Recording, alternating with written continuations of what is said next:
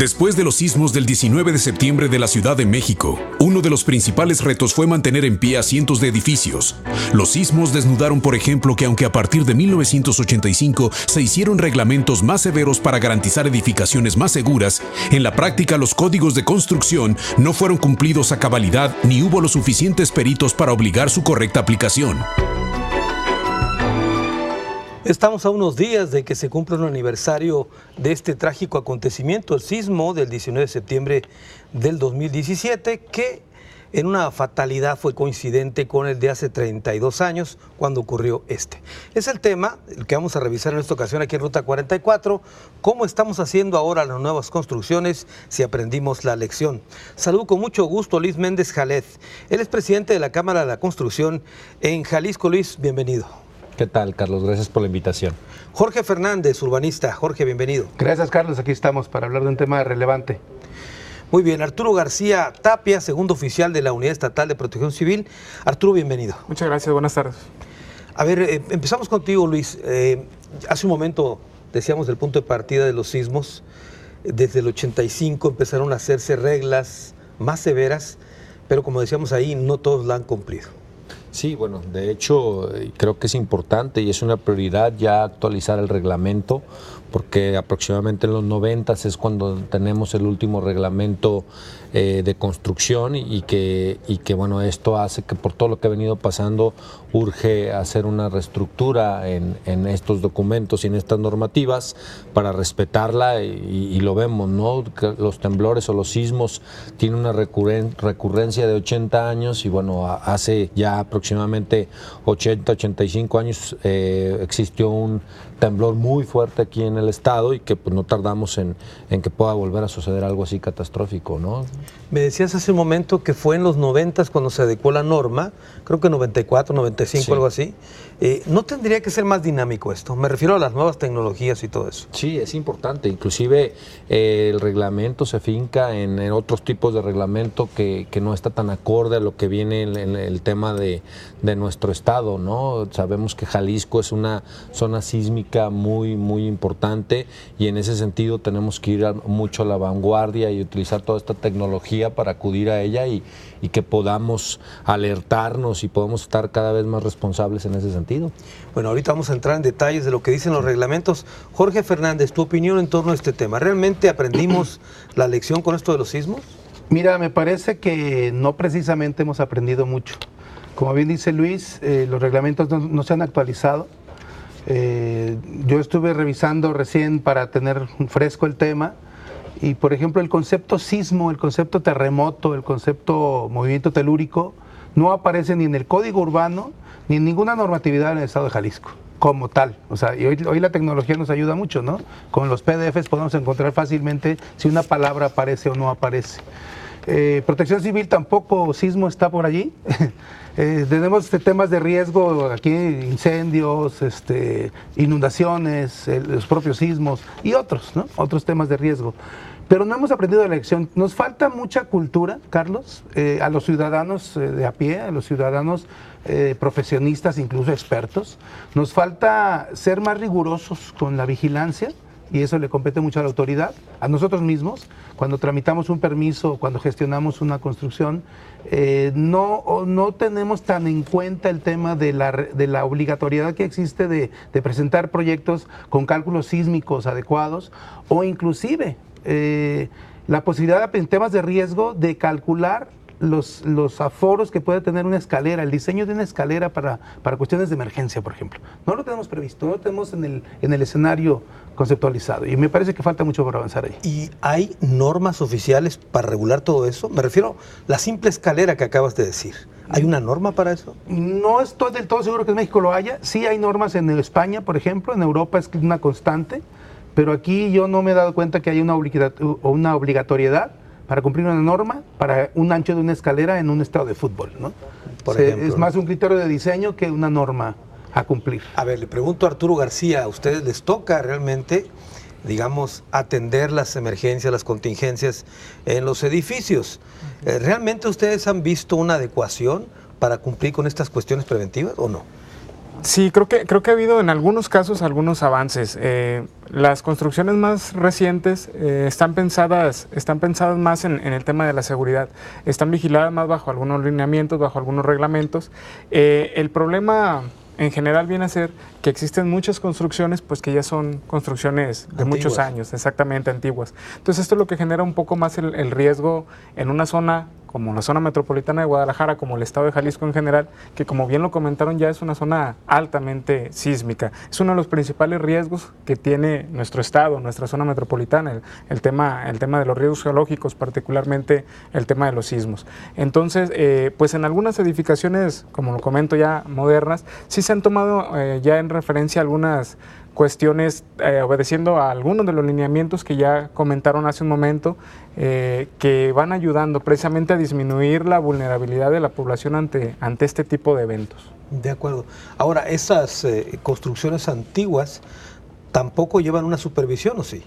Sí, sí se supervisa. Existen diferentes esquemas de revisión y de inspección por parte de nuestra dependencia de Protección Civil del Estado, así como por parte de los municipios, con la intención de, a medida de lo posible, establecer las medidas de seguridad. ¿A qué me refiero con a medida de lo posible? Bueno, precisamente estas edificaciones que ya son edificaciones antiguas, pues se busca la manera de adecuar lo que es posible al tema de la seguridad, ¿no? Por ejemplo, si no existe una escalera de emergencia de manera original, pues se les solicita, se les pide que se instalen algunas escaleras de emergencia fuera del diseño original, con la intención de ir disminuyendo estos peligros y riesgos. Bueno, como tú bien dices, en los casos que se pueda, porque habrá edificios que no, por la estructura que tienen, a lo mejor ya no se puede poner.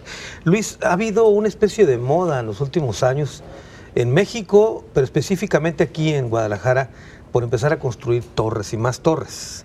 ¿Estamos tomando en cuenta los criterios para estos temas? Sí, mira, y regresando a lo que comentábamos hace un momento, el reglamento del municipio, que data de 1997 aproximadamente. ¿De cuál de todos? ¿De Guadalajara? El último, el de aquí de Guadalajara. El que tienen en el Distrito Federal se regularizó, se actualizó en el 2004, pero el de aquí de Guadalajara o la zona del área metropolitana data de 1997, en enero del 98 se empezó a aplicar y tiene un coeficiente sísmico de 0.36, por decir así.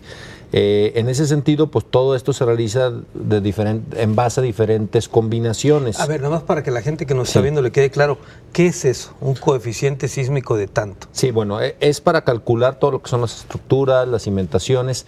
Este factor se determina en base a las cargas vivas, cargas muertas, es decir, el mismo destino que va a tener el edificio, el mismo peso propio del edificio, el viento, la lluvia, los últimos sismos y lo que hablábamos de escaleras, el tipo de equipos, y en base a eso es como se diseña.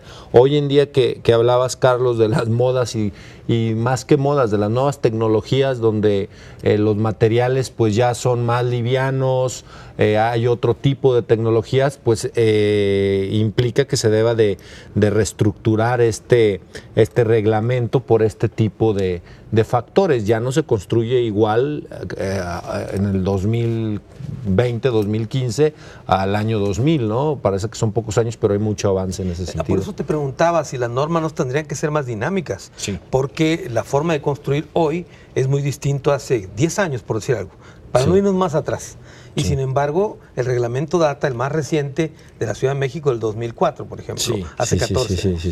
Sí, bueno, y hubo una reforma en el 2016, pero básicamente en el 2004. Ahora, lo que nos toca a nosotros, pues desde el 97, entonces sí urge, y contestando tu pregunta, Carlos, debería de manera sistemática estarse actualizando y revisando cada que veamos que existe algún cambio, tanto en tecnología de construcción, en materiales o en sismos que se vengan viniendo. ¿No? Sí, Jorge Fernández, a veces nosotros vemos cómo se están levantando edificios y nos parecen tan frágiles. Digo, los que no sabemos de esto, los vemos, antes se hacía el colado de piso a piso, etcétera, y ahora nomás vemos que colocan planchas y va para arriba el edificio. Sí, las estructuras metálicas y la tecnología, como bien dice Luis, ha cambiado. Hoy es más ligera la construcción relativamente.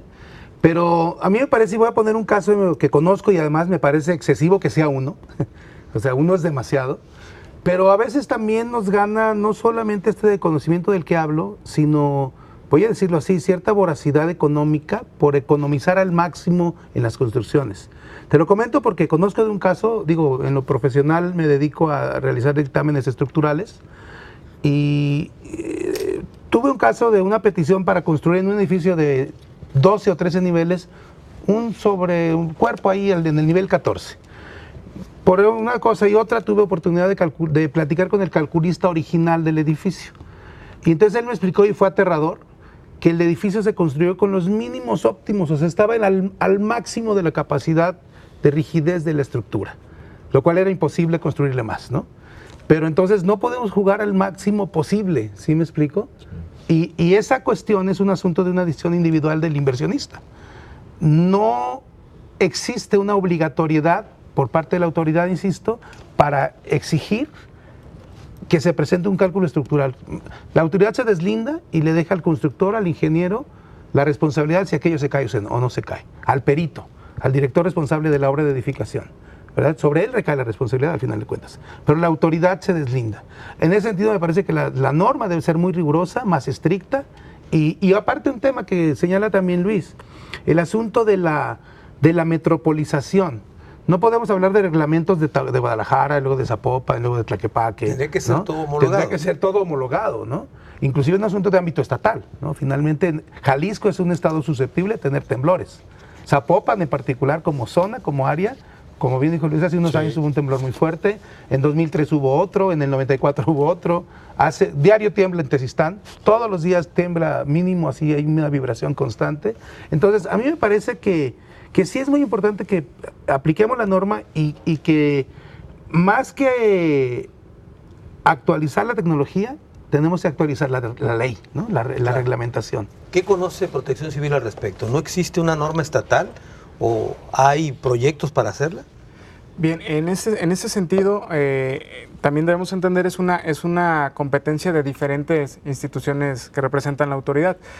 Por ejemplo, en el caso concreto de Protección Civil, cuando se va a iniciar la construcción de una obra, de un nuevo edificio, se tiene que presentar primero un estudio donde se vea que es viable, que es factible, es decir, un estudio de riesgos general antes de iniciar la construcción, donde se puedan empezar a trabajar en las tareas de mitigación de riesgos de la propia zona respecto a la obra que se está realizando.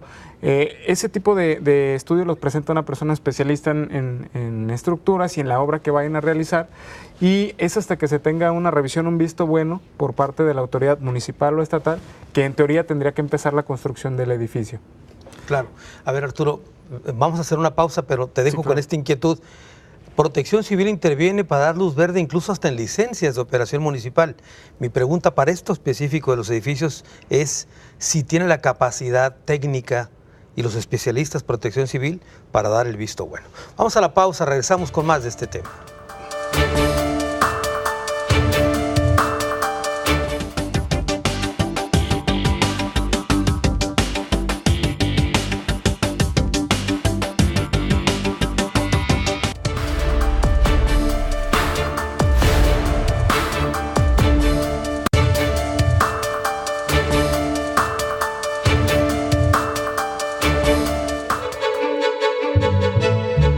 Especialistas y académicos en la materia consideran las regulaciones de construcción en México de las mejores del mundo, pero al mismo tiempo se trata de las reglas más ignoradas. Un ejemplo sucedió en 2017 en la Ciudad de México, donde una revisión de 150 edificios construidos después de 2004 con nuevas normas, la mayoría no cumplía con los estándares oficiales. Varios de estos se vinieron abajo. Las torres y los sismos, el tema que tocamos en esta ocasión en Ruta 44, esta moda de hacer edificios a la luz también de la fatalidad en México por los sismos del 19 de septiembre, sobre todo allá de la Ciudad de México. Luis Méndez Jalet, presidente de la Cámara de la Construcción en Jalisco, te voy a hacer una crítica a tu sector, al menos una opinión personal. A veces me pregunto si los arquitectos, buscando la obra maestra, se olvidan de la funcionalidad de los edificios. Bueno, ese ha sido el debate de muchísimos años, ¿no? Que el ingeniero y el arquitecto, a la hora que el arquitecto buscando estas obras maestras, pues pone a veces en aprietos al ingeniero, ¿no? Pero ahí es donde debe de entrar la probidad y la ética para buscar que la aplicación de los reglamentos y las normas técnicas complementarias por parte de los profesionistas sean respetadas y asimismo que la vigilancia del cumplimiento de las autoridades sea muy estricta, desde que los ayuntamientos pidan una memoria de cálculo y que estén muy conscientes los empresarios y los constructores de que no por ahorrarse unos pesos o no por acabar rápido algún proyecto, pues puedan hacer que corra riesgo quien vaya a habitar este tipo de estructuras. Por eso es muy importante que las figuras como el perito DRO y los mismos empresarios siempre tengan una ética a prueba de cualquier otra circunstancia. Sí, porque está de por medio la seguridad de quien va a usar el edificio. ¿Ustedes han hecho propuestas como Cámara por el tema de la obra pública? ¿También lo harían para el tema de construcciones? Sí, bueno, ante la Secretaría de Economía, en su ley de cámaras, nosotros somos un órgano de consulta y eso nos lleva, más que querer que nos consulte, tener una gran responsabilidad de estar fincando estas normativas y estos marcos regulatorios. Hace algunos días se apoyó y se propuso una ley de obra pública que entró en vigor el mes pasado y a finales de julio, y para nosotros es muy importante que se tenga un reglamento, que también estamos trabajando en entregar una propuesta los próximos días al gobierno para que la tomen en cuenta si así lo consideran, y seguiremos trabajando en todos los reglamentos que tengan que ver con la materia, y este es un caso de ellos. Muy bien. Jorge Fernández, Luis menciona un dato muy importante que es la ética profesional. Yo te pregunto, este tema de las malas construcciones, ¿hasta dónde ha influido la corrupción? Sí, mira, pues yo te diría, Carlos, y a los compañeros y al público, que pues la corrupción es un asunto que tiene que ver, como lo dijera nuestro presidente, con nuestro DNA, ¿no? Está ahí latente al menos, ¿no? Los mexicanos somos muy dados a tratarle de encontrar recovecos a todo para llegarle a la corrupción en todos los ámbitos, ¿no? En el privado y en el público, etcétera, hasta en las mejores familias, diría yo, ¿no? Entonces, sí es posible o muy viable que ocurra la corrupción en la construcción, y quisiera citar datos emblemáticos o ejemplos emblemáticos. Yo tengo en la memoria un par de ellos en términos de obra. El Mercado Corona de Guadalajara, que para mí ha sido históricamente, porque le seguí la pista puntualmente, uno de los más claros ejemplos donde la corrupción ocurrió desde que comenzó el proceso, más allá del incendio, ¿no? Todo el proceso de la obra. ¿Te refieres? El nuevo Mercado Corona. De acuerdo. ¿No? Que tiene todavía muchas fallas estructurales y tiene un riesgo latente ahí por lo que el agua que permanece en el subsuelo, etcétera, muchas cosas. El otro ejemplo que tengo claro es la Villa Panamericana, que es el monumento a la corrupción más grande que se ha construido en los últimos años en Jalisco. Y por otro lado es un asunto más bien como normativo, que tiene que ver con estas modificaciones a la Ley de Obra Pública, en el sentido de la carencia que existía o de la ausencia que existía de una obligatoriedad para que por lo menos la obra pública se hiciera a través de proyectos ejecutivos. Bien sabemos que mucho de la obra pública se hace sin proyectos ejecutivos, ¿no? Y la falta de proyectos ejecutivos propicia que se facilite la corrupción a la hora de hablar, por ejemplo, de conceptos de precios extraordinarios, ¿no? No sé, hay una lista por ahí que tenemos el dato de referencia, un documento que se pidió por transparencia, que se generaron hasta 17,000 conceptos como extraordinarios. Eso evidencia que no hubo un proyecto ejecutivo que regulara, y eso propicia condiciones para corrupción, ¿no?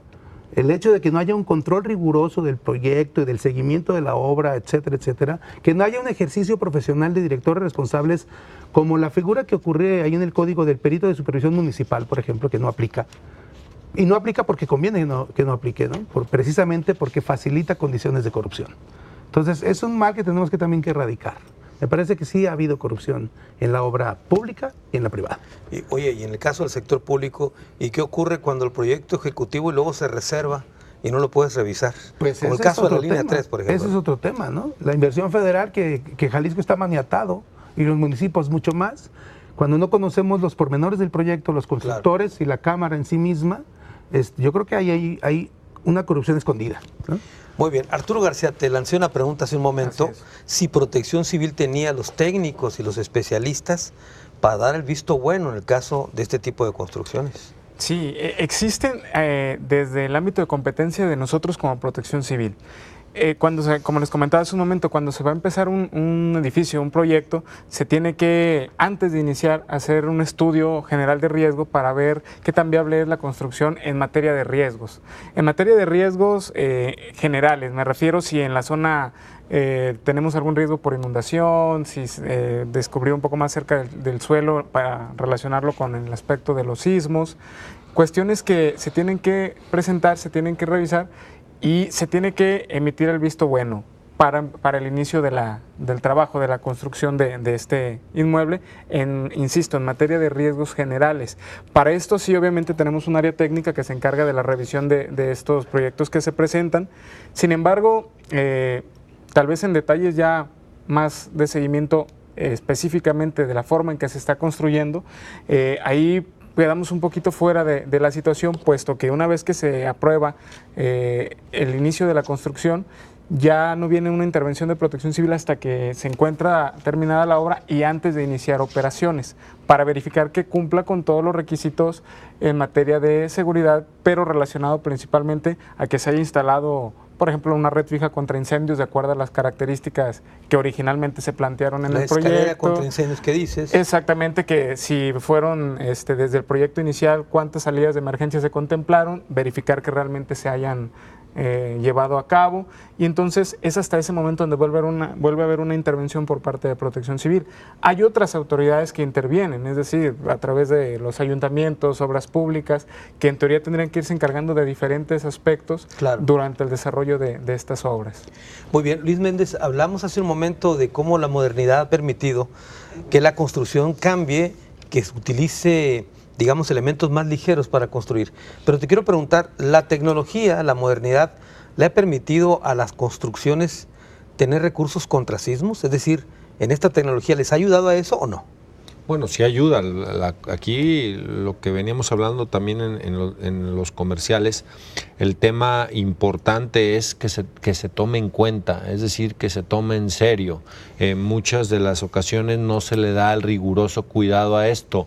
Sí se simplifica, sí se tiene ahorros y definitivamente se debe de invertir cada vez más en tecnología que tenga que ver con la seguridad de quien habita estos edificios o quien transita en ellos.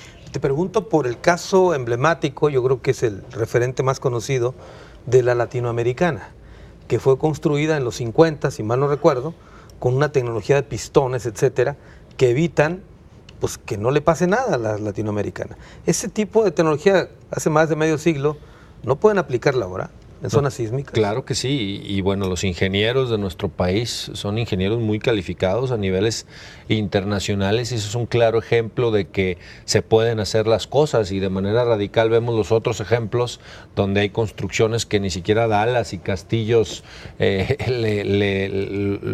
estructuran con ellos. Entonces, en ese sentido, claro que se puede, y la tecnología hay que adaptarnos a ellas y hay que innovar cada vez más. Pero eso dispara los costos, Luis, lo que mencionabas en un momento, Jorge.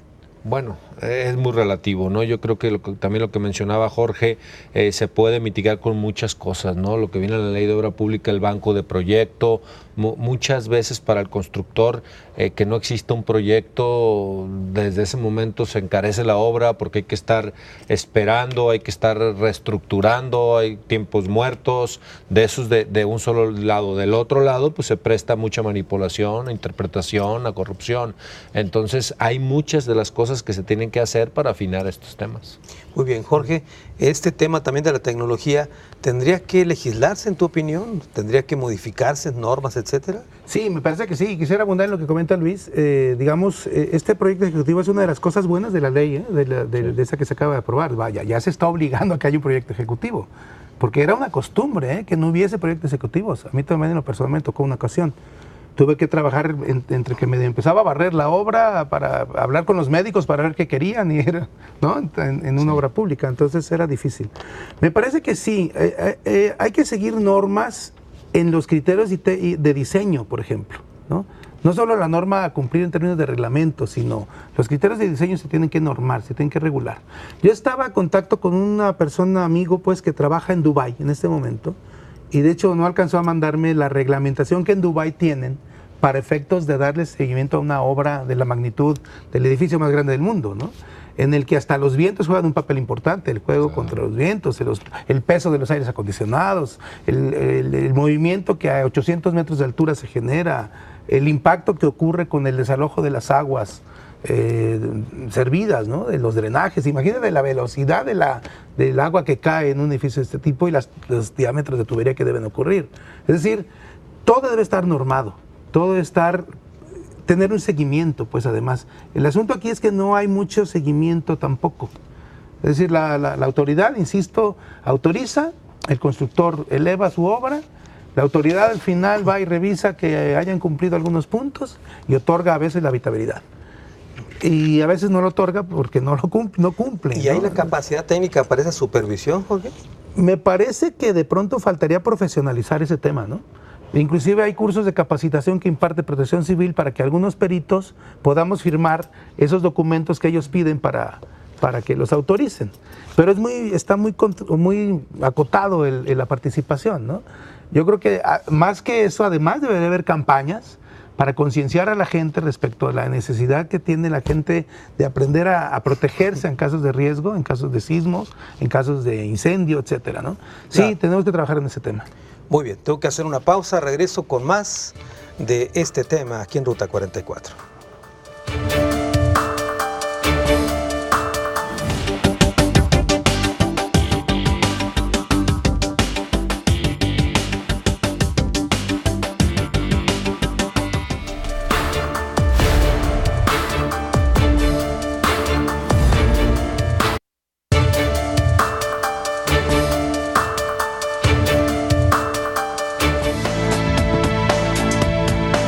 Tras reconocer que México enfrenta una realidad geográfica inestable y propensa a movimientos telúricos, especialistas consideran que debe modificarse el estilo de construcción en el país para hacer frente a estos fenómenos. Una muestra de que ya existen estructuras capaces de resistir temblores severos se encuentran en Chile o en Japón, donde se levantan edificios que pueden soportar terremotos hasta de 9 grados Richter. Las torres y los sismos es el tema que tocamos hoy aquí en Ruta 44. Precisamente era lo que le preguntaba a Luis Méndez hace un momento, si las tecnologías, como en otros países, Luis, se hacen edificios a prueba de sismos hasta de 9 grados Richter.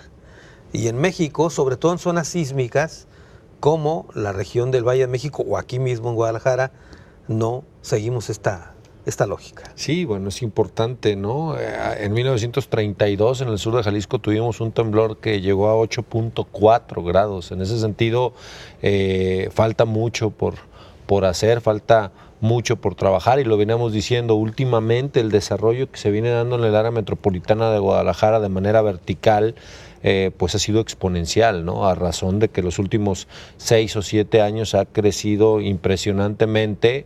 Hablábamos de que hace 10 años la obra pública a razón del 70% era como se invertía y la obra privada el 30%. Hoy en día es al revés. Entonces estos instrumentos, estas mejoras regulatorias, los planes parciales, las adaptaciones a los nuevos reglamentos muchas veces no toman en cuenta las modificaciones en el tema de seguridad estructural.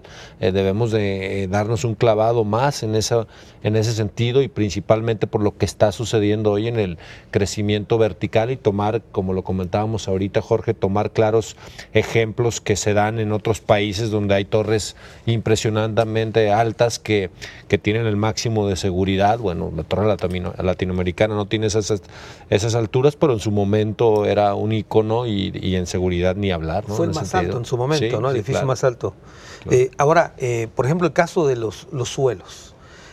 No es lo mismo construir, digamos, un edificio de X número de pisos en una zona con pisos firmes a pretender, por ejemplo, hacer un rascacielos que te gusta en Tezistán, donde sabemos que hay muchos mantos freáticos y el suelo no es estable. Sí. ¿Así es? Sí, y definitivamente hoy en día la ingeniería te da para construir en cualquier lugar. Tenemos claros ejemplos que en el desierto se construye sin ningún problema. Todo es costo, ¿no? Todo Claro. es el costo-beneficio y muchas veces hay que tener cuidado con con que por ahorrarse unos pesos, aunque quieras construir ahí, si te sale más caro, el estudio de mecánica de suelos te va a arrojar qué tipo de cimentación desde antes para que tú sepas si vas a invertir o no. Hay que tener mucho en cuenta todos estos elementos.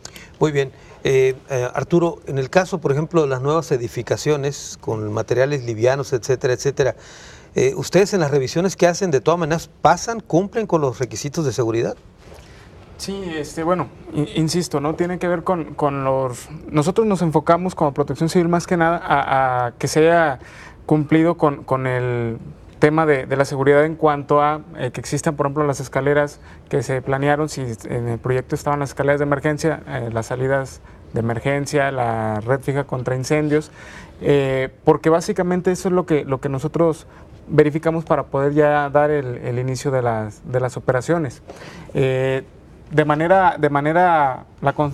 manera más específica de lo que es la construcción, eso realmente pues lo tiene que dar el seguimiento y la revisión las áreas competentes, más que nada. Sí, en el municipio o el Estado, ¿no?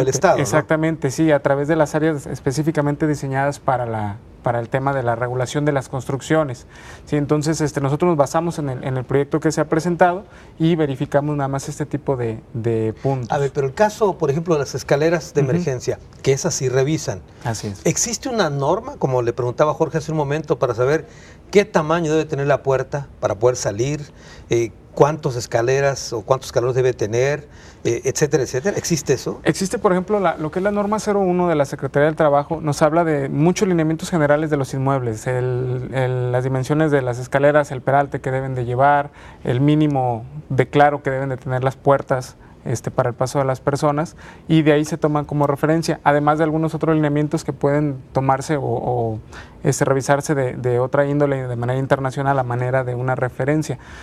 También existen algunas otras normatividades que van apoyando en algunas áreas más específicas. Por ejemplo, también existe una norma que tiene que ver para las disposiciones de seguridad de los inmuebles para la población que tiene algún tipo de discapacidad, por ejemplo, ¿no? Que es la 034 de la Secretaría del Trabajo. Entonces también ahí habla de algunos criterios que tienen que ver con las dimensiones de las escaleras, de los pasillos, de las salidas de emergencia, y son esos los principales puntos en los que nosotros nos basamos. A ver, Arturo, con todo respeto, me ha tocado estar en edificios y la puerta de emergencia está cerrada. Sí, claro. ¿Ocurre eso? Claro que ocurre. Yo creo que ese es un tema, como ya lo mencionaron también los compañeros que aquí nos acompañan.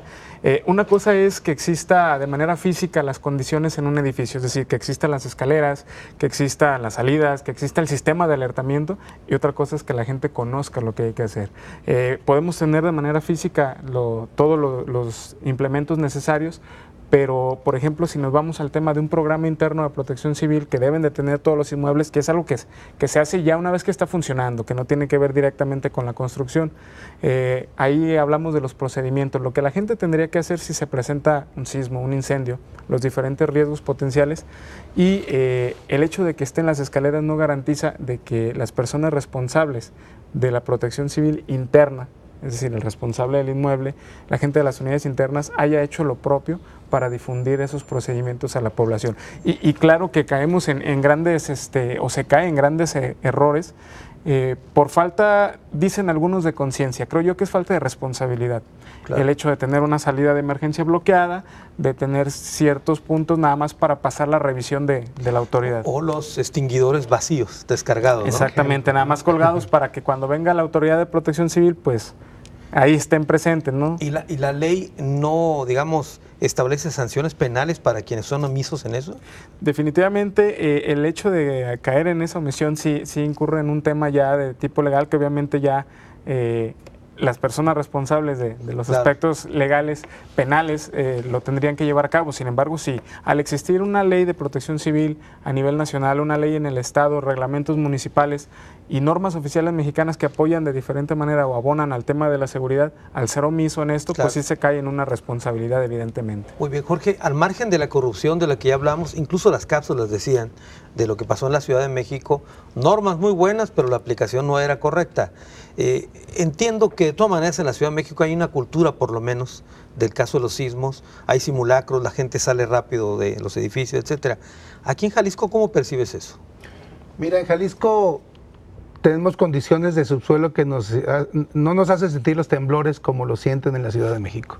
¿verdad? El HAL de alguna manera juega un papel importante porque se minimiza, eso mitiga el que haya un temblor que se sienta, ¿no? Los que han ocurrido, digo, yo recuerdo con mucha claridad el que fue en 2000, en el 95, el que devastó acá el sur de Jalisco, Cihuatlán, Ciudad Guzmán, ese sí se sintió, ¿no? Entonces, pero esa falta de sensibilización, más que de concienciación, nos ha hecho como entender que no es tan grave o que pareciera no tan grave, ¿no? Y eso nos ha hecho omitir el tema de actualizar, el tema de atender la norma, el tema de atender protocolos, ¿verdad? Que también no se nos da mucho, ¿no? Tengo muy claro, insisto, el caso del Mercado Corona, porque hay protocolos de la Secretaría de Energía que no están cumplidos en este momento, ¿verdad? ¿Por qué no nos da más detalles de ese caso en particular? Sí, digo, finalmente, hasta donde estoy enterado, por ejemplo, el Mercado Corona no tiene una habitabilidad. Se metió la gente porque tenía que meterse en términos políticos. Sin habitabilidad. Sin habitabilidad. Hubo problemas con las instalaciones de gas en algún momento, hubo flamazos ya, ustedes los atendieron. Hubo problemas con las comunicaciones verticales, con las escaleras eléctricas, que además son realmente irrisorias, muy angostas, no cumplen ningún patrón de protección civil. Los elevadores apenas funcionan, no hay una rampa realmente generosa, es más, no hay una rampa, ni siquiera generosa o no hay una rampa para el desalojo de discapacitados, etcétera, ¿no? Las instalaciones eléctricas también dejan mucho que desear. Las zonas de comida están en áreas que no corresponden a donde deberían estar. Los ductos de extracción de aire y de vapores no funcionan. ¿El subterráneo? El estacionamiento está inundado el cuarto nivel. O sea, realmente hay condiciones ahí de mucho riesgo. Y nadie parece atenderlo ni entenderlo. A ver, ¿y por qué Protección Civil autorizó la operación del Mercado Corona? Bueno, ahí tendríamos que partir, digo, tendremos que revisar a detalle el caso, no estamos hablando de un caso en particular. Tendríamos que verificar qué tipo de lineamiento siguió en este caso la autoridad municipal, puesto que desde lo que es una licencia municipal y lo que es la revisión de protección civil se ha llevado de manera principalmente por la propia autoridad del municipio. Sí, porque hay una unidad de protección civil municipal. Así es. Cada uno de los municipios tiene su propia unidad de protección civil y sus propios lineamientos a seguir para precisamente llevar a cabo este tipo de situaciones. Entonces tendremos que ver como un poquito más detalles de qué es lo que pasó realmente ahí, el por qué se está evitando, ¿no? Bueno, hablamos de la sensibilidad de los ciudadanos, de las autoridades, pero yo te preguntaría, Luis, ¿hay la suficiente responsabilidad de los constructores para entender que deben construir distinto, con seguridad, tomando en cuenta criterios como por los sismos que pudieran darse? Bueno, aseverar eso es un poco complejo, ¿no? Nosotros, la tarea que nos toca como Cámara Mexicana de la Industria de la Construcción es sensibilizar y socializar todo lo que tiene que ver con esto, ¿no? Inclusive tenemos grupos de trabajo que hoy en día lo que estamos viendo, lo mismo que ustedes hacen, entonces lo hemos trabajado poco a poco en ese sentido. El tema de protección civil lo tenemos muy consciente con representantes que participan activamente en ese sentido. El tema de los sismos, hacemos nuestros ejercicios de simulacros. Entonces, en lo que nos toca hemos hecho la tarea y como una institución seria y formal hemos tratado de inmiscuirnos en ese sentido, ¿no? Pero aseverar qué tan conscientes están los 1,200 o 1,100 empresarios constructores que hay en el estado de Jalisco, pues es un poco complejo, afiliados, ¿no?, a la Cámara también. Afiliados a la Cámara hay aproximadamente entre 600 y 700. Entonces son 1,200 en el universo. Aproximadamente en todo el estado, sí.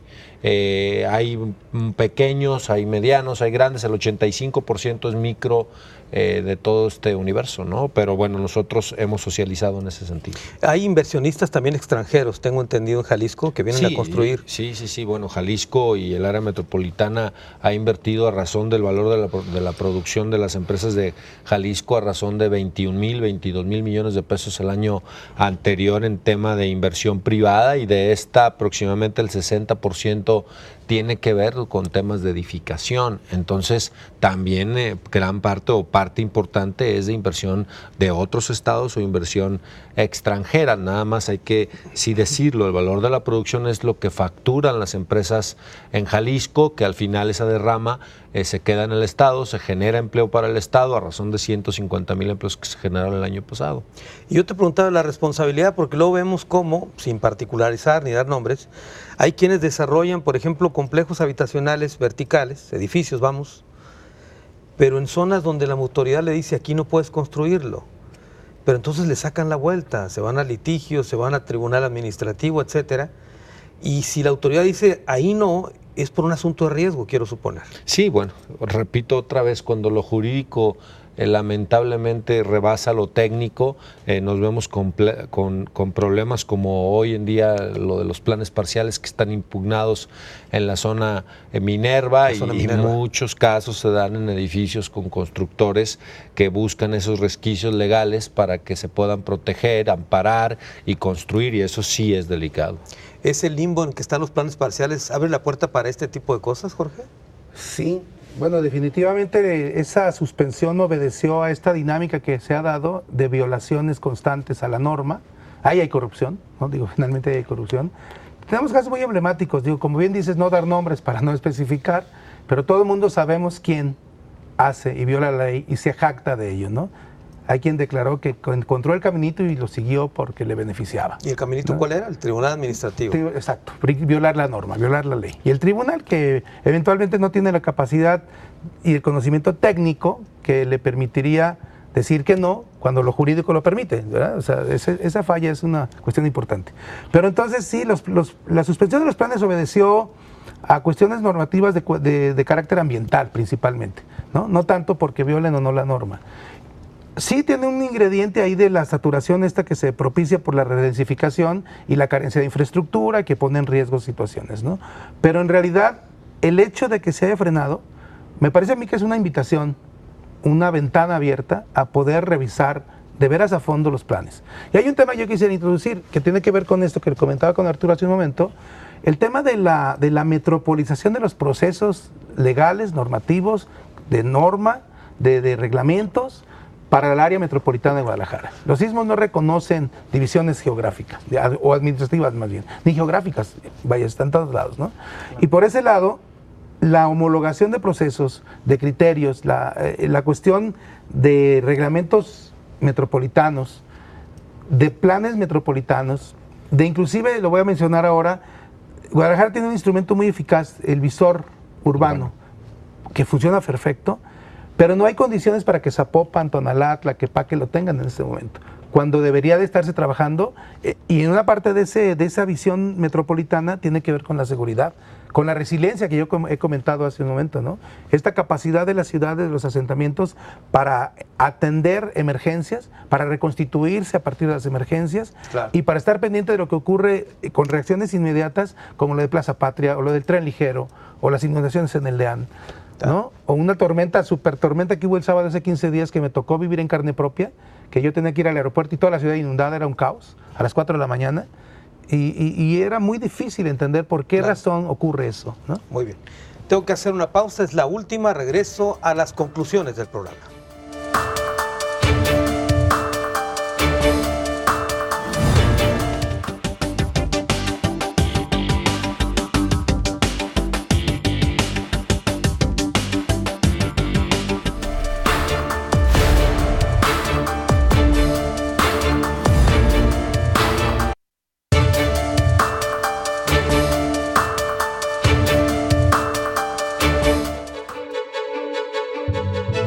De acuerdo con el geólogo Luis Valdivia, Guadalajara está considerada como ciudad de riesgo medio ante sismos. Sin embargo, la falla geológica del río Santiago es la responsable de los terremotos más fuertes registrados en su historia. Hay zonas en la ciudad que registran suelos inestables porque son rellenos o por la presencia de mantos freáticos que provocan hundimientos. Conocer el tipo de suelo que hay en la ciudad debe ser un factor a considerar por quienes construyen las grandes torres que se han puesto de moda. Las torres y los sismos, el tema que tocamos en esta ocasión aquí en Ruta 44. Estamos llegando a la parte final del programa. Vamos a las conclusiones. Comienzo contigo, Luis. Como conclusión, sabemos de la importancia que tiene la reglamentación en el caso de los temas sísmicos. Somos una zona sísmica, como lo veníamos diciendo, que ha tenido temblores o que ha tenido sismos muy importantes. Afortunadamente no ha tenido secuelas como en otros lugares, como sucedió el año pasado.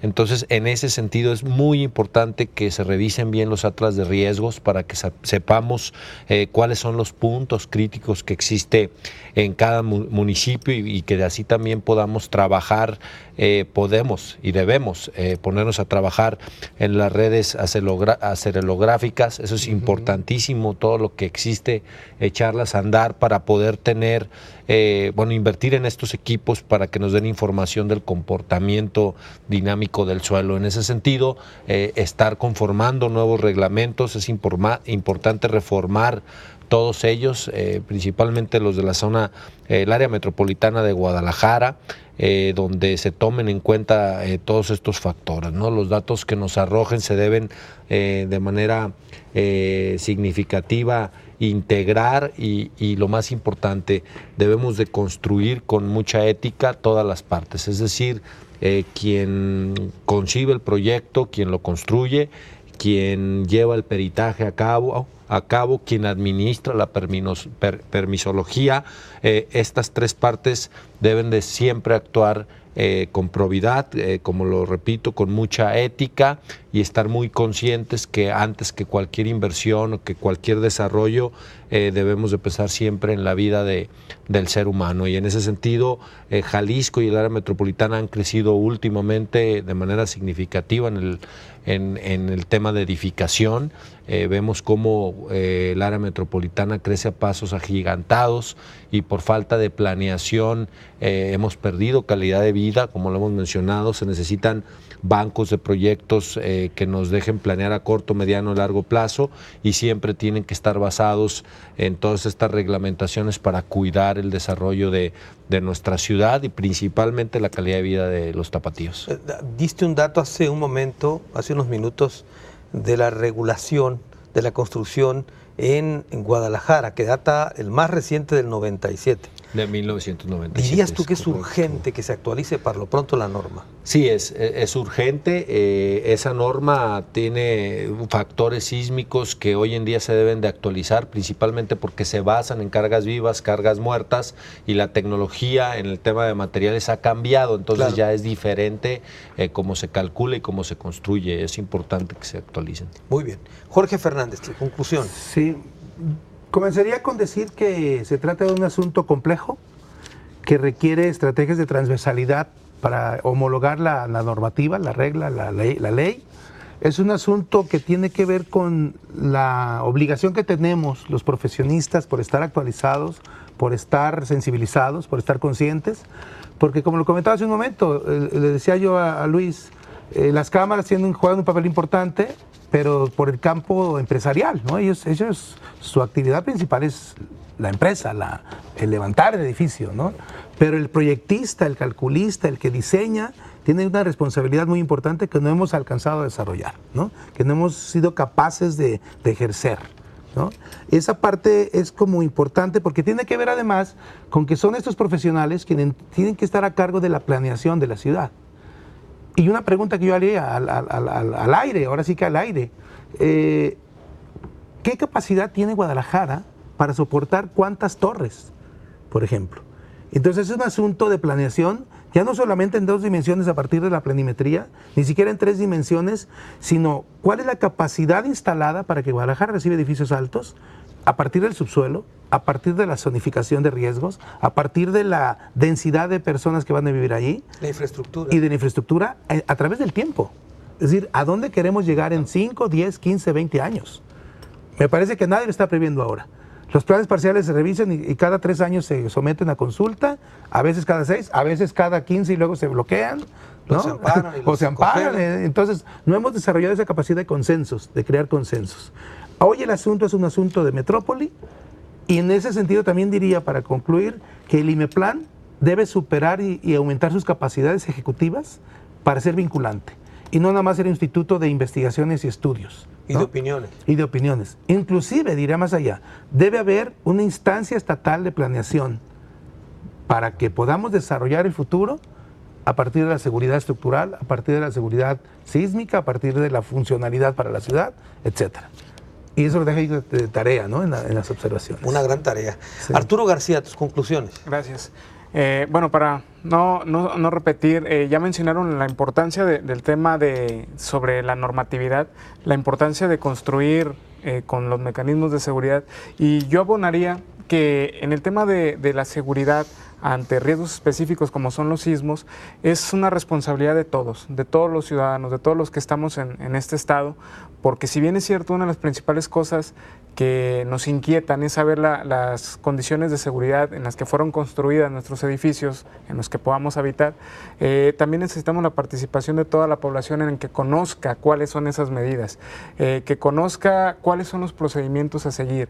Como lo comenté hace un momento, no basta con que el edificio esté bien construido, sino que también necesitamos trabajar en esa concientización y responsabilidad de la población, porque pues igual podemos tener víctimas, igual podemos tener personas lastimadas, no porque un edificio caiga, sino porque un anaquel del edificio caiga, ¿no? Entonces tiene que ver con cuestiones también de que cada uno tomemos nuestra responsabilidad, realicemos, conozcamos procedimientos, ejecuten los programas internos de protección civil que deben estar en todos los inmuebles y compartir estas medidas con toda la población para que realmente podamos disminuir la vulnerabilidad a través de ejercicios como los simulacros, como el que se va a llevar precisamente este 19 de septiembre, como ya se ha hecho por diferentes años, que nos permite que precisamente la gente conozca lo que debe hacer en todos los lugares donde se encuentre. Entonces son medidas de prevención que nos van a ir ayudando en conjunto, es una cuestión de sumar diferentes situaciones para bajar el nivel de vulnerabilidad de la población. Incluso en cada condominio debería haber incluso una unidad de protección civil, ¿no? Sí, así es. En lo que tiene que ver con empresas, con dependencias gubernamentales, existe la obligación. Lamentablemente en las viviendas o ámbitos particulares no lo hay, sin embargo, debería ser un acto de responsabilidad propia. Muy bien. Muchas gracias, Arturo. Al contrario. Gracias, Jorge. A ti, Carlos. Gracias, Luis. Gracias, Carlos. Como siempre me quedo con un minuto para una reflexión final. Lo que se ha dicho aquí, lo mencionaba Jorge, es que lamentablemente la palabra sismo no está muy presente en los reglamentos y las normas que hay en la entidad a la hora de edificar. Pero también me voy a quedar con dos elementos que son muy importantes. Uno tiene que ver con el cabal cumplimiento de la norma que ya existe. Mientras siga la corrupción, se pasen por alto las situaciones como uso de suelo, las normas, mientras no haya la probidad, como mencionaba hace un momento Luis, y la ética para construir sin ahorrar varillas y sin ahorrar cemento, estaríamos echando a la borda todo lo que se planea si no existe quien lo aplique con la responsabilidad social que esto amerita. Está en manos de quienes fabrican estos edificios la vida de muchas personas. Más allá de la cultura que podamos aprender, tenemos que empezar por ahí, si no, estaremos creciendo con cimientos ahora sí que movedizos. Hasta la próxima.